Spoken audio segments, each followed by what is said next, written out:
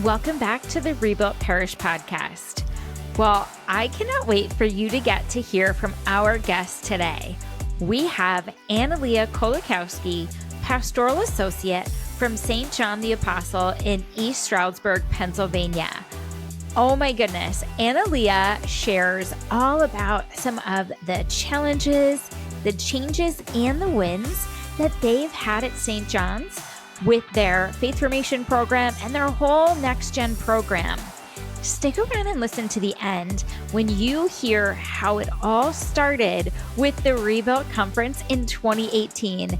And now they have just made so many incredible changes. It is such an inspiring story. I can't wait for you to tune in. We'll see you inside the episode. Well, hey there, Analia. Welcome to the Rebuilt Podcast. Thanks for being our guest today. Thank you for having me. It's exciting.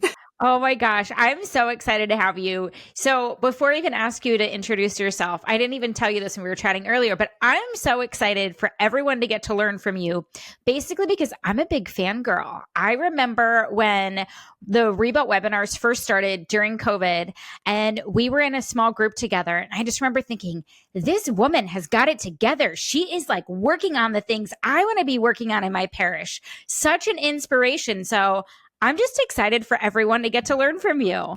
Well, thank you. No pressure. No pressure. So, Analia, tell us a little bit about yourself and your parish. My name is Analia Kolakowski. I am the Pastoral Associate at St. John's Church in East Stroudsburg, Pennsylvania, northeastern Pennsylvania, in the Diocese of Scranton. And we are located right now we're dealing with this weather that is just incredible. This past week, it's been like, but it's winter, so it's all winter. Welcome and it's all great. And we're a small parish, about 1,200 families. We have one pastor, one deacon, and a small staff. I've been actually a pastoral associate for now 7 years and on staff for 10 years. Wow. Well, I'm excited. We have gotten to hear from Father Greg on the podcast before, so I'm excited that everybody gets to hear directly from you today. This is going to be great. So our first question is, what inspired your parish to focus on improving your next generation program?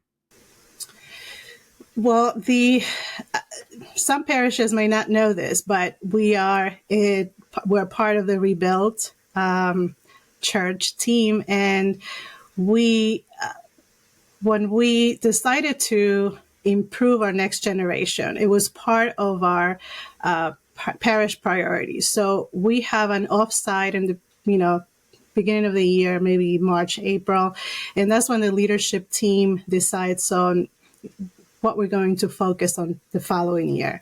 So a few years ago, they decided it was time to focus on the next generation. And what does that mean for someone who maybe doesn't work this way?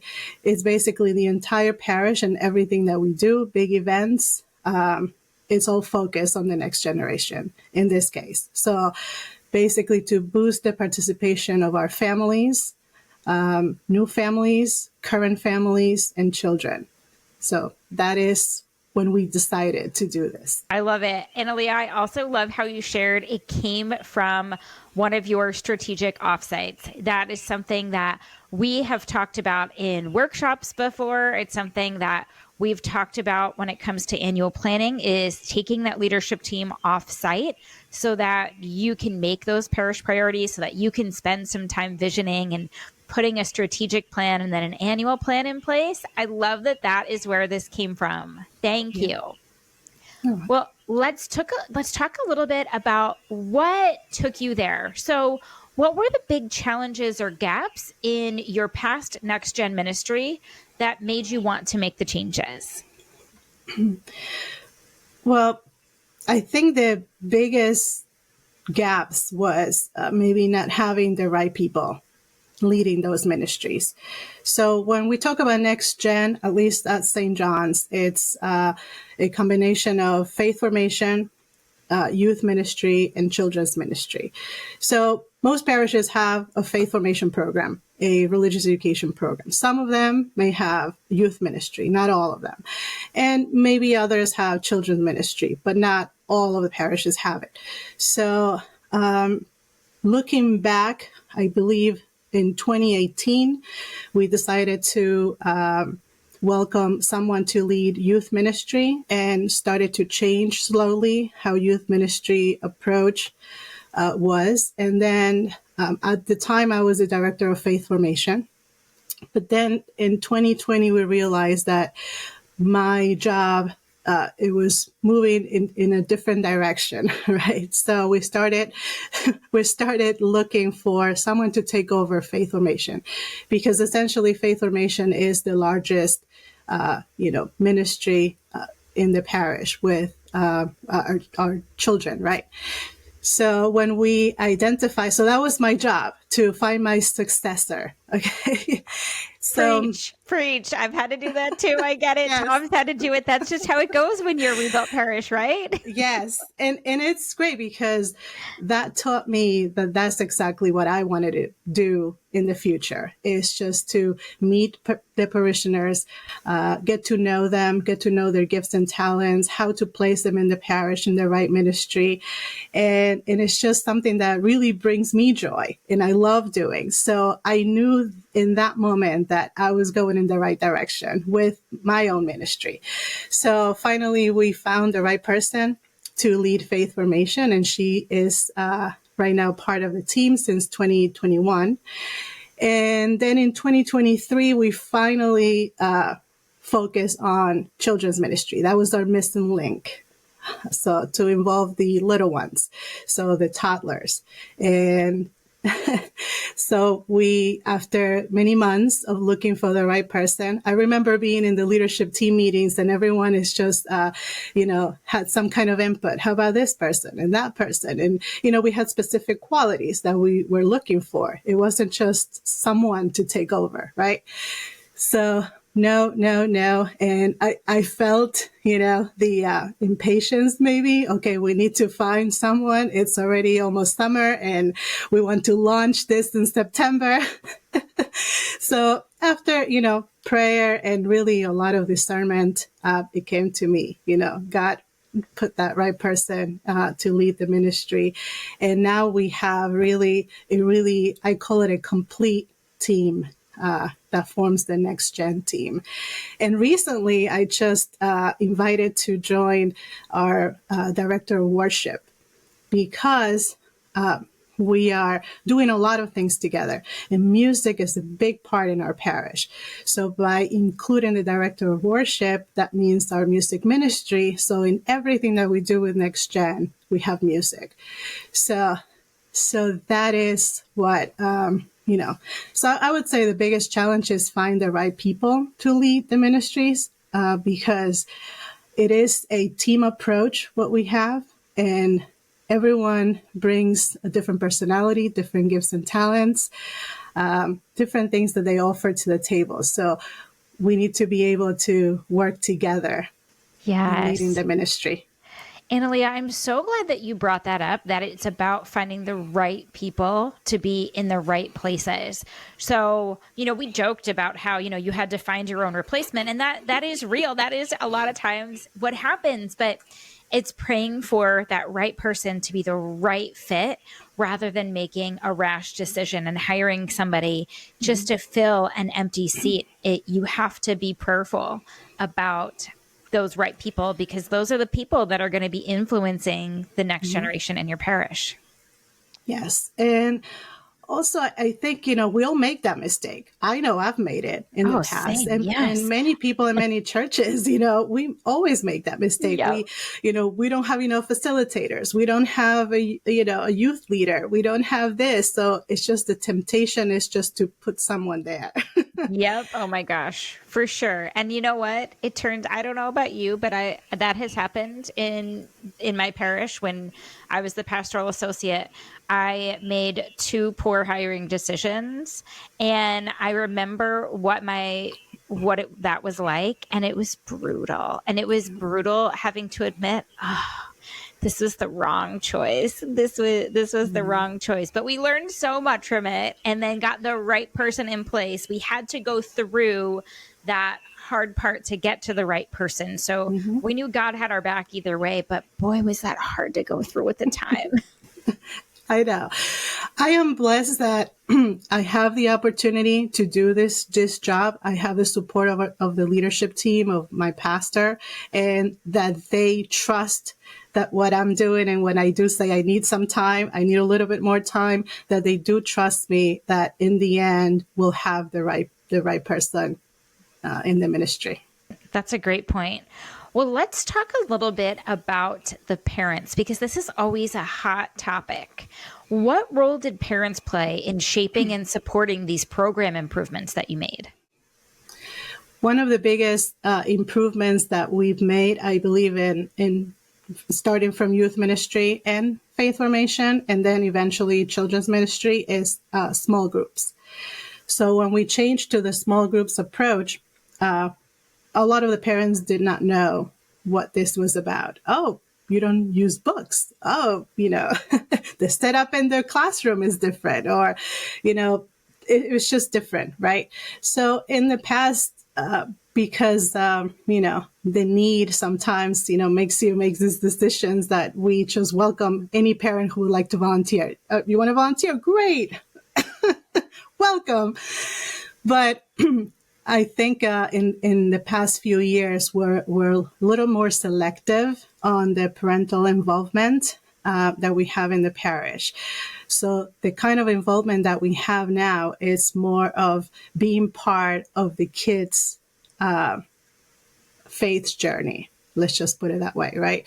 So not so much to be facilitating maybe, or being in a big event, but it's just for them to experience what the children are experiencing. This is in faith formation. So our director has implemented this, which I love, these faith festivals, where the parents and the grandparents are invited to spend the day with the child. So they have like different sections where they go, and it depends on, the season of the year. If it's Advent, it's all Advent related. If it's Lent, it's all Lent related. They just had a Marian festival, so it's all about the Blessed Mother. And it has, the approach here is we are sharing this with the children, but the parents are learning too. So, and from there, we have received many, many different kinds of feedback from the parents. The desire to learn more, the desire to know more.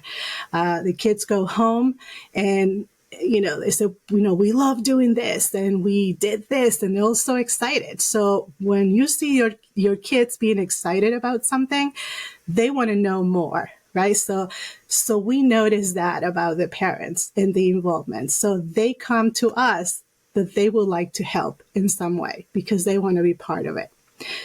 So we have seen that in both children's ministry, youth ministry, and faith formation. Oh my gosh, that is so cool. Well, I want to hear more about this faith festival, and I think you're going to talk about it here soon. But talk to us a little bit about what were some of those specific changes or strategies that had the most significant impact on engaging your kids and teens? Small group was the big change. And everything we do cascades down from the weekend message. So that is a very, very important approach that we have. So all of our next gen adult small groups, everything that we do is just, we focus on what happened during the weekend. So now when it cascades down, it's just at the kids level. So it's at the teenagers level, it's at the elementary school level, at the toddler level. So that has helped. And this is what we noticed. It's just the growth on how the kids are sharing their faith, because there is a lot of communication. There is a lot of talking. There is a lot of wanting to know more, asking the questions. So that is something that I think, I don't want to say revolutionized our program, but it completely changed it. The dynamic between the students and the facilitators, the students and the parents, how they like coming back to the program because they absolutely love what they're doing. So there's a lot of hands-on, which is that Faith Festival initiative that we have in Faith Formation. So it's a lot of information that we give about, let's say, Advent, right? Now Lent is coming around the corner, so I'm sure there's going to be one for Lent.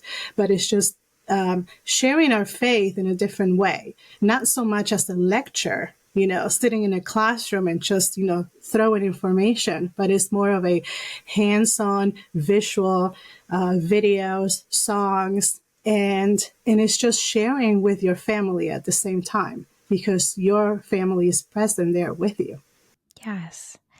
Well, Analia, I'm so inspired and I want to know a little bit more about your small group approach because here's my question. So it all starts with the weekend message and then you've got your adult small groups talking about the message, but at an adult level.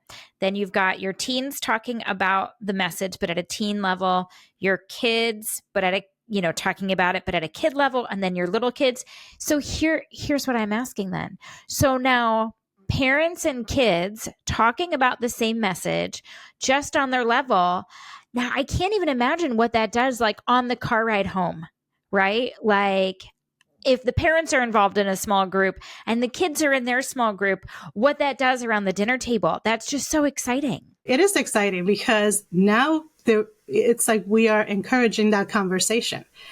So, sometimes we have siblings, let's say, who are in faith formation, and then they have younger, siblings in the toddler group, right? And then, they go home and they'll start talking, look what I did. So the little toddlers are probably doing something, a coloring sheet, and they're talking about the gospel of that week. And, when the older brother or sister, listening this in the car, so, well, we talked about that too, and then this and this and this, right? So now the parents are hearing this and they're hearing that they are actually talking about it after the fact, something that maybe in the past never happened, right? It's like you leave church and you forgot about church already.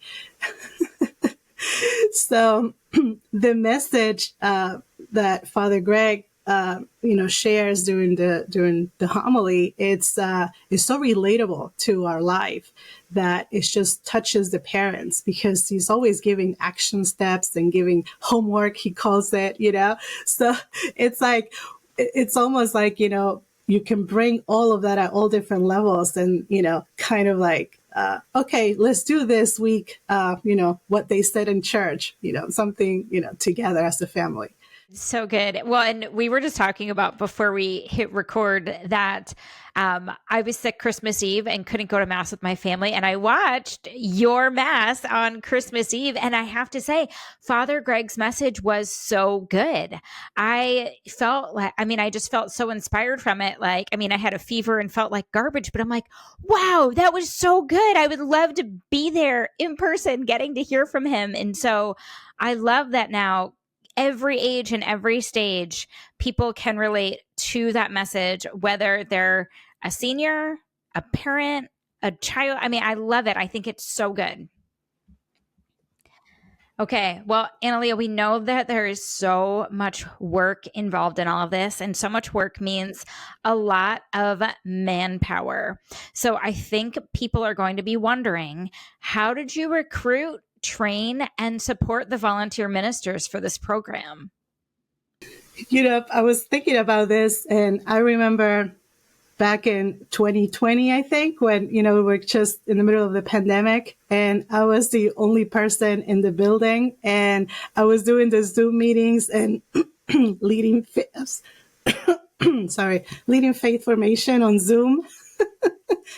and I'm just like, how did I do that? How did that happen? Well, I remember the youth ministry having Zoom meetings with the teens, and I think that was a big reset for us. We kind of like paused, looked back, and started rethinking, how do we make this better moving forward? And that kind of, help us regroup in a sense on how to approach, different things. So this is when we started really looking for the right people, the right volunteers. We're not going to panic if we don't have the right numbers of volunteers. We started slow.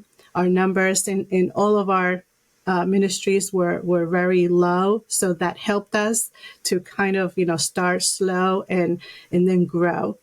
And it's basically a want for us, okay, for St. John, and that has helped us tremendously, is they observing, identifying the right person, a one-on-one invitation.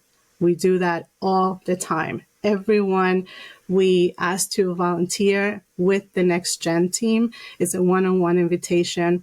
We sit down, we talk about it. We talk about why we would like them to join our team, and we talk about what we see in them and what they can bring to the team. And that has helped us. We do have a lot of people who come forward and they want to volunteer, especially the teenagers. And it's because we do have a large number of teenagers helping. So when the younger kids see the older kids volunteer and being present and being facilitators, they themselves want to be involved. So that's why they are the ones who always come forward that I want to be in the core team. I would like to help with this. I would like to help facilitate this. I would like to be in the tech team. So it's just great to see. I love that. And what's so cool about that, I just got chills thinking about it when, we both started rebuilding our next gen teams around the same time. And I remember having a meeting we had like the whole crew of confirmation kids and their parents there. We split them apart, and I took a group of parents and someone else took a group of the teens. And I asked the parents a series of questions and just about like, what do you like about the program? What do you want us to change? That kind of thing.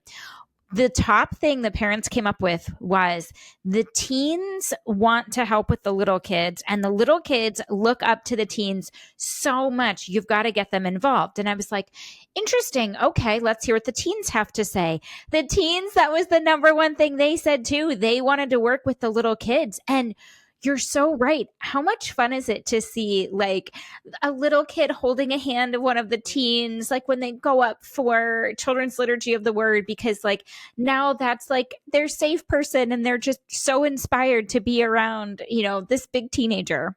Yep. And our volunteers have gotten younger and younger. Now we are in like the 6th, 7th grade group who are really, really want to help. And we have so many.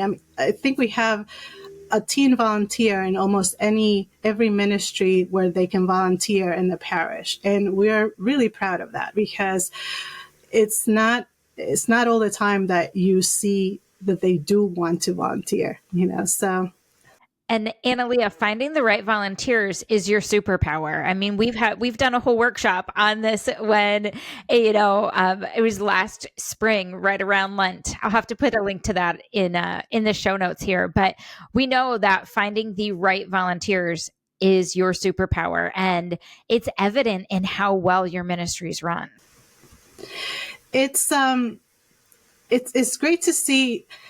Our parish, we've been doing this for a few years now. And for the people who are new, new volunteers, they are, they're so passionate about what they want to do. They are very committed to. They love our vision and how we do things. And so, when we see that, we're just really excited about it because, it's like, oh my gosh, back 5 years ago, maybe we never saw this at all. I definitely did not. I used to have nightmares that during my sleep because like, how are we ever going to pull this off? It's just the work. When you first start, the work is just huge. It's just so long ahead of you. It's just like so much road and you never see the end of it, right? And if you don't have that gift that you're able to see so far ahead, if you're not a visionary, if you're not a strategist, that can consume you and basically just, say, no, I can't do this. This is impossible. It's impossible to achieve. This is just a lot of work. We have no one. We're doing this alone. Yeah. And that's where having that strategic team is so important, because that's where you can get people with different giftings, where one might be a visionary, one might be a strategist, one might be an executor, one might be a galvanizer. And so that's where that strategic team really comes into place. So you've got someone who's like, no, guys, really, there is light at the end of this tunnel. We're going to get there. So it's so important. Now I can actually say, we are in a good place. We learn from our mistakes.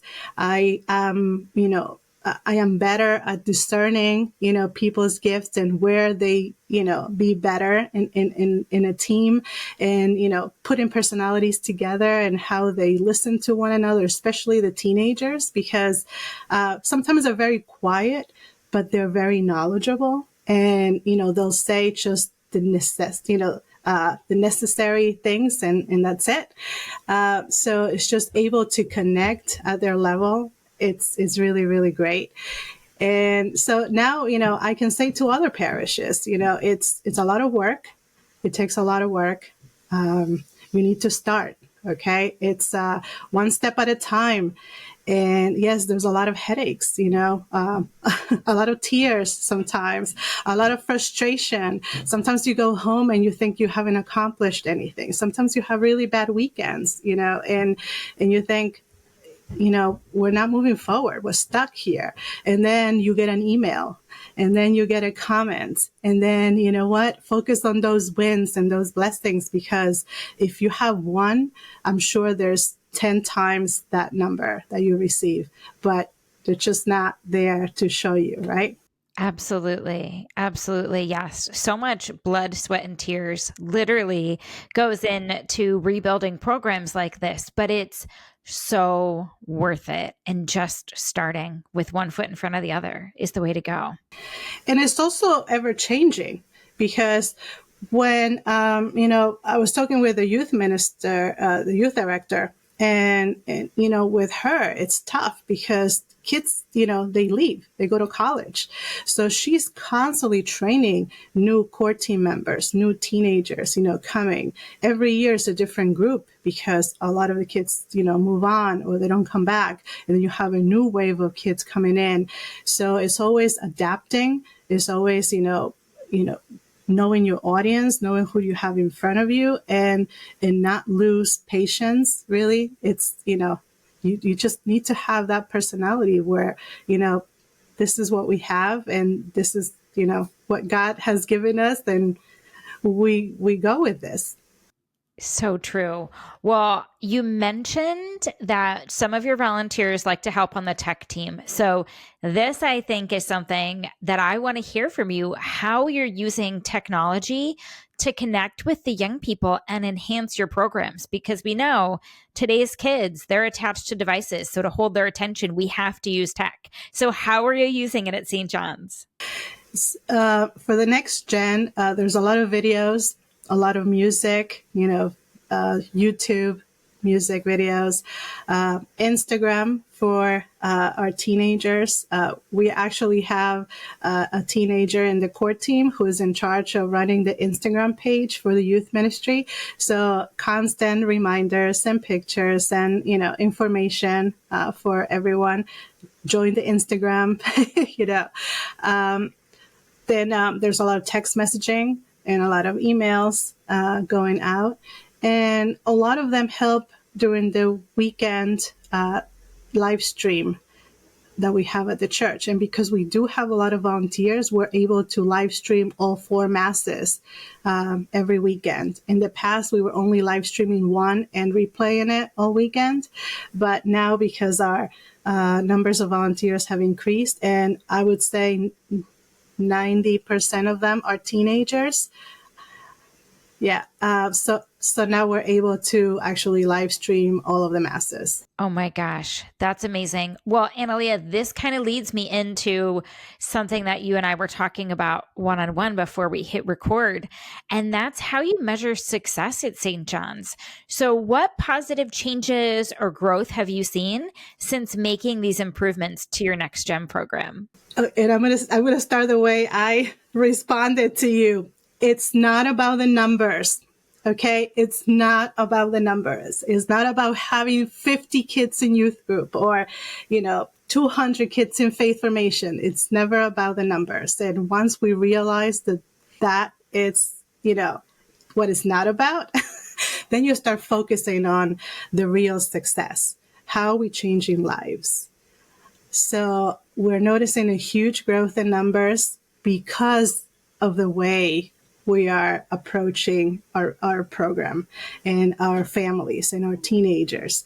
And because there is the quality of the program that we're giving out and that we are, how we're welcoming our teenagers and our kids and our families, I think has helped with the growth in numbers. So we turn it around. Instead of focusing on having a certain amount of numbers in the program, we focus on the quality of the program.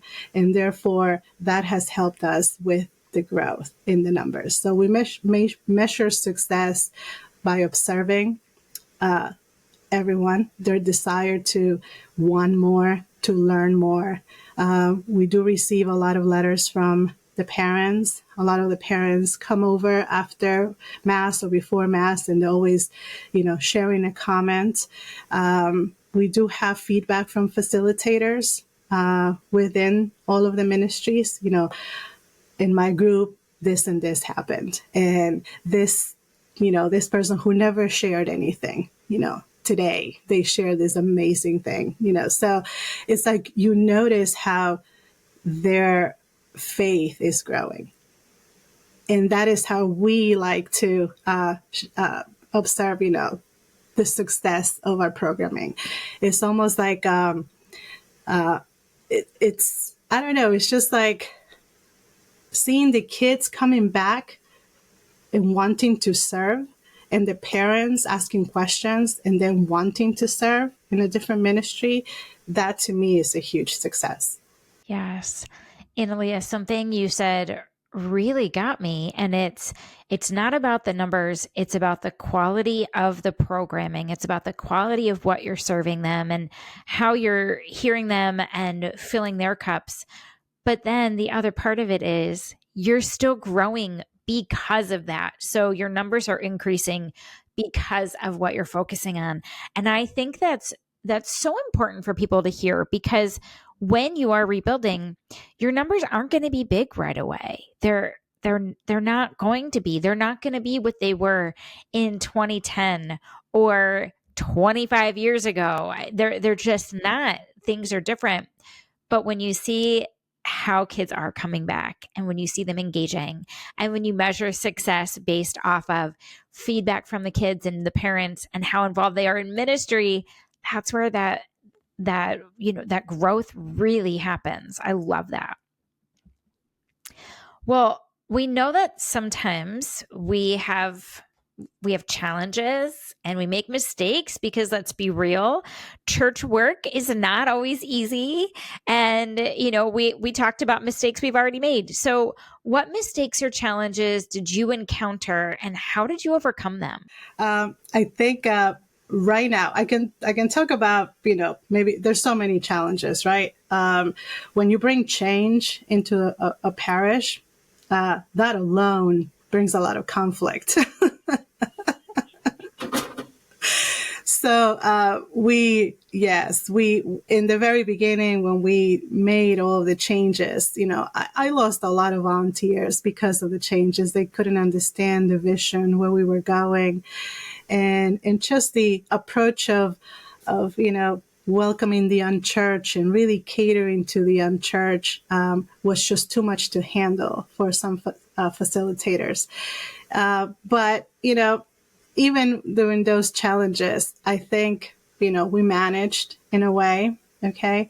But I believe the biggest challenge is working with different people, different personalities, coming together and working in teams. It's a really tough, job, because a lot of people are not used to working in teams. And our approach in our parish is we all work in teams. We all work in it. We all have a core team. We all have, people that we answer to. We have those layers of leaders and layers of volunteers. And, it's not just one person making the decision and one person in charge of everything, So when you bring all of these personalities together, sometimes, we have challenges and we have conflicts. And what we did a few years ago was we brought in the Working Genius assessment, and we use that as a tool to really understand ourselves, because everything starts with us. If we understand who we are, what we bring to the table, then we start realizing how the other person I'm working with is and what they bring to the table, what frustrates that person, what frustrates me. So when we start understanding, so it's all about understanding. So, praying to the Holy Spirit for that understanding and wisdom. It's, oh my gosh, we all know it's there, but we never use it. Okay. And it's just, that has made a huge impact in us with working together, because now we actually have the words and on how we express certain things. I'm frustrated because of this. We can actually say it and put it into words so the other person is understanding, but it's not personal. We have to work with everyone. It's like Father Greg always says, we have to love everyone. We don't have to like everyone, but we have to love everyone. And basically it's just the understanding that the need of working with everyone, because everyone brings a different gift to the table, and understanding where that person is coming from has been, really a big change in how we approach things. Definitely. Analia, something you said, I am just so grateful that you were so transparent during this, is that, yes, change is hard. Volunteers will leave because they don't understand the vision. Sometimes as leaders, we can become public enemy number one to the old guard. I don't know about you, but sometimes I felt like my face had a wanted poster on it, and all of the old guard was, they wanted to just raise conflict with any change we brought forth. But the good news is, once they start seeing that vision, once it actually starts coming to light, that's where the real change really happens. And you've shared that even though so many of those volunteers left, you're having no problem filling it up. You're having people coming to you now asking to get involved, which is absolutely incredible.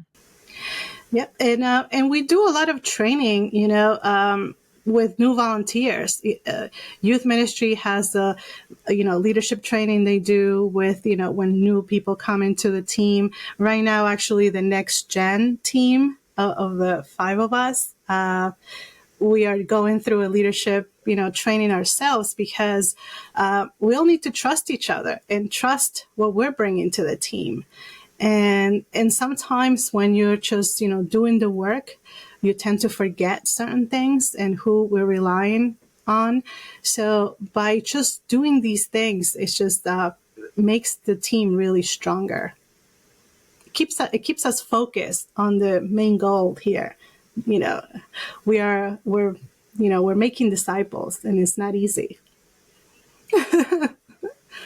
Yeah, as we wrap up, what advice would you give to parishes who are looking to improve on their next gen ministry? The support of the pastor and your leadership team in your parish is very important. Collaboration. You can't do it alone. Collaboration with your all of your ministries within Gen. If you only have faith formation, even if you only have faith formation, because every parish has a faith formation program, just, have your core team. Don't be the only director of faith formation trying to do it all and coming up with the ideas and implementing ideas and, recruiting volunteers. It's almost impossible. In the end, it becomes an issue. So identify those who are complementing you and to help you. So it's that working together. It's very, very important. Understanding each other, how each other work is extremely important. Be flexible, because you're having families and teenagers coming your way who maybe have never been in church before. So, you have to let go of that past and everything in order to really nurture that person coming, who maybe never encounter anything like it. Just bringing change and dealing with pushback, don't focus on that. Focus on the blessings. If you change one life, you met your goal. That's what you need to focus on, and be open-minded, because every family, it's, unique. So it's not one size fits all. So you have to be able to be open-minded in dealing with all of the things that come with the family, because it's not one teenager, one child. It's the entire family, coming together, and just be consistent in what you're doing. This will bring huge blessings to the ministry, to the parish, everyone you're ministering. And it is a relational ministry. You're talking with people, you're listening to people, this is always going to be messy. There are going to be days you're going home and you're just completely exhausted and you don't want to come back.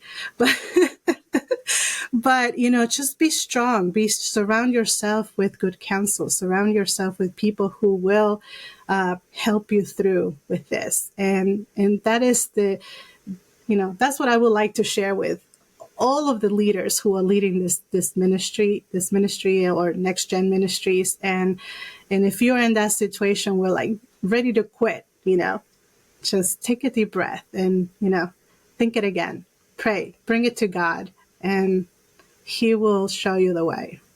And that's really where I mean, you can tell me your thoughts, but that's really where having a Rebuilt coach is so helpful on those days where it is really hard and you go home exhausted and you're crying because maybe something didn't work and somebody was really mean to you because they don't like what you're doing. It's so helpful having that encouragement of a Rebuilt coach who can guide you, walk you through it, and help your team work through any of those obstacles you're facing.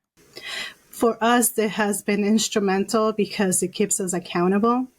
There are many, many times where we share the internal conflicts and we share, many things that we think is just dead end. And then, they see it with different eyes. They'll just present things to you like, well, what about this? And then you start thinking, a different way. So it has helped us continue in this path and in this journey. And we're able to say that we are noticing the growth.